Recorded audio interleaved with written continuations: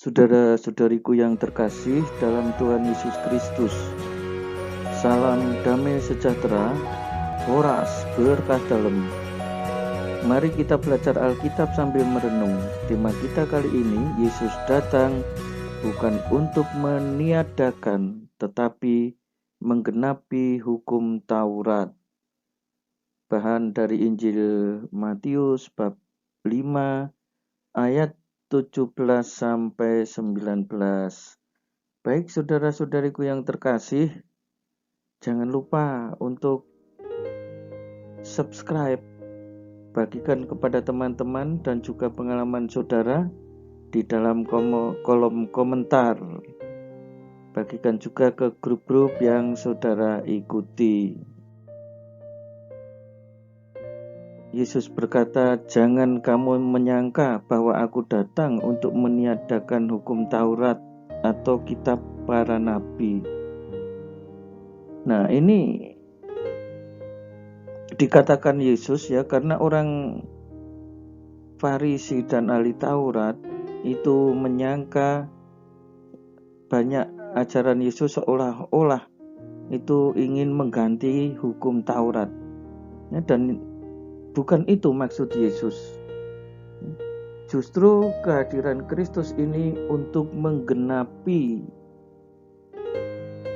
hukum Taurat itu, ya, bukan untuk meniadakannya. Itu artinya apa? Segala hal yang tertulis di dalam hukum Taurat akan terpenuhi atau terjadi secara sempurna di dalam diri Yesus.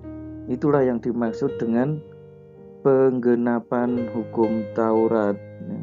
Sama sekali tidak ada maksud dari Yesus untuk membuang salah satu dari hukum itu. Nah, Yesus menegaskan bahwa penggenapan ini meliputi apa yang dilakukan dan juga diajarkan oleh Yesus. Karena aku berkata kepadamu, sesungguhnya belum lenyap langit dan bumi, satu iota atau satu titik pun tidak akan ditiadakan dari hukum Taurat sebelum semuanya terjadi. Ya, iota atau satu titik ini abjad terkecil di dalam huruf Yunani, itu pun tidak akan dihilangkan. Artinya dalam hukum Taurat itu tidak akan terkurangi, ya, bahkan hanya satu titik pun tidak akan terkurangi. Ya, Yesus ingin menyanggah apa yang menjadi pemikiran ahli Taurat dan orang Farisi. Ya, kehadiran Yesus bukan untuk menggantikan hukum Taurat, ya, tetapi untuk menggenapi. Nah, saudara-saudari yang terkasih, Yesus berbicara mengenai kehidupan agama ini secara jelas. Nah, kalau disebut selama belum lenyap langit dan bumi, ya ini kan ya belum pernah. Kapan lenyapnya langit dan bumi? Satu iota pun tidak akan ditiadakan. Itu artinya hukum ini akan tetap langgeng ada.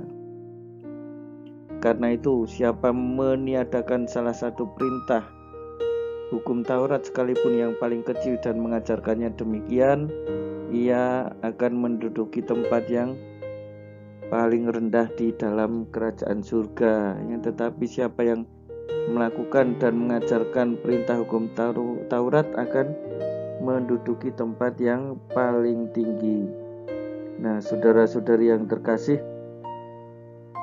Yesus mengkaitkan semuanya ini dengan harapan eskatologis atau harapan di masa mendatang, ya, bahwa di dalam Yesus semuanya akan tergenapi dan siapapun yang mengajarkan serta melakukan, ya, jadi melakukan dan mengajarkan perintah hukum Taurat akan menduduki tempat yang tinggi di dalam kerajaan surga.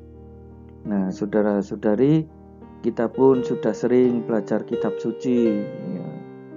Tidak mudah bagi kita ya untuk belajar, tetapi lebih sulit lagi melakukan. Ya. Tetapi semangatlah, ya.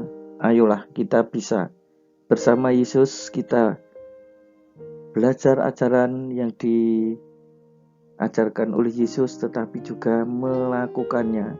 Kita mempunyai harapan kelak dipersatukan di dalam kerajaan-Nya bersama para kudus di dalam kerajaan surga. Tuhan Yesus memberkati. Horas berkah dalam. Bagikan kepada teman-teman dan berikan komentar Anda serta subscribe. Jangan lupa nyalakan loncengnya.